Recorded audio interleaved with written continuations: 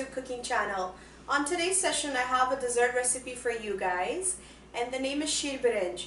Shir Berenj is basically Afghan rice pudding, and it's so delicious. And you can start this recipe with as simple as short grain rice, some milk, sugar and cardamom. But I'll show you guys a little bit different way to make this, which is a bit more creamier and of course more tastier. So let's take a look at the ingredients for Shir Berenj and let's go to the recipe. The recipe for Shir Berenj, which is the Afghan creamy rice pudding, here we need is 1 cup of short grain rice. So this is the short grain type you may want to buy, and this is how it is, just to give you guys an idea.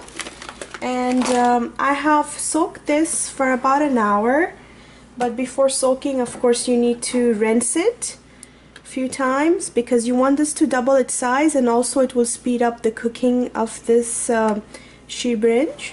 And then we need half a cup of sugar. Sugar is per your own taste. I might need to add some more, but I'm going to start with half a cup. We need 2 cups of milk, and because as I mentioned that I'll be making this a little bit creamy flavor, so I'm going to use about half a cup of whipping cream. Trust me, if you do add a little bit of whipping cream or any other cream that you prefer, it does make a huge difference with the flavor. It's more tastier.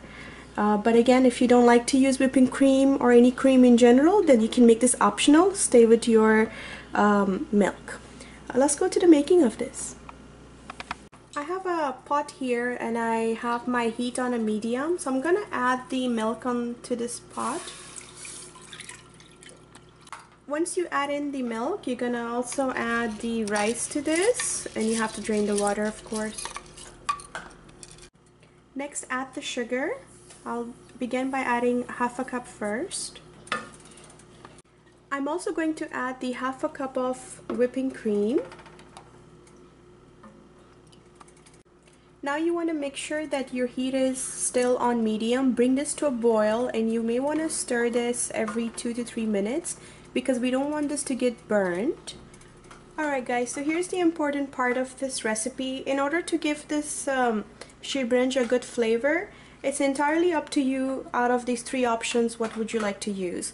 We have here is rose water. A lot of people uses this, a lot of don't. Cardamom powder is a must, and cinnamon sticks. So either one of them or either 2 of them, you can add it now with the rice so you get the flavors. If you're gonna add cinnamon sticks, you're gonna have to take this out once the rice is halfway cooked, or you can use the powder of this, but this is cinnamon stick just to show you guys. I'm going to use half a tablespoon of cardamom powder, and I might use a drop of rose water as well, so it's entirely up to you. Alright guys, it's been about 6 minutes that this has been boiling on a medium heat, and I've been stirring this every 2 minutes or so. Now what I'm gonna do is cover the top and place the heat on a on a minimum, like very low. You may want to switch the heat because you don't want this to get burned, and cover the top. Let this get simmer for another 8 to 10 minutes, and then we'll check on it. Alright guys, so this is halfway cooked as I had the top covered. My heat is still on low. I'm going to add a drop of rose water. Rose water is optional, as I have mentioned earlier, but I'm also going to add a half a tablespoon of cardamom powder. So you can do the same thing at this time and just give it a good stir. And then I'm going to cover this back halfway and let this get more simmer. For whatever reason, if this gets too dry, you can always add more milk to this.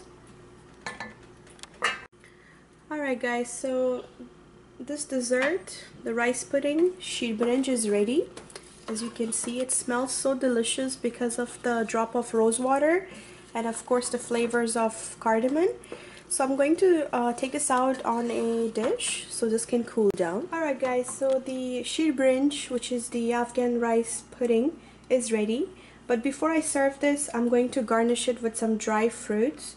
So if you wish, you can either add pistachio, cashew nuts, or walnuts, so it's entirely up to you. Alright, so I have garnished this with a little bit of everything: cashew nuts, walnuts, and pistachio. It's best to enjoy this while this is nice and cold, which means you have to place this in your fridge once it's cooled down. Or some people likes it when it's nice and warm. It goes very well with our Afghan green tea, black tea. I hope you guys do find this recipe easy, and I hope you guys enjoyed today's session. Do give me a thumbs up.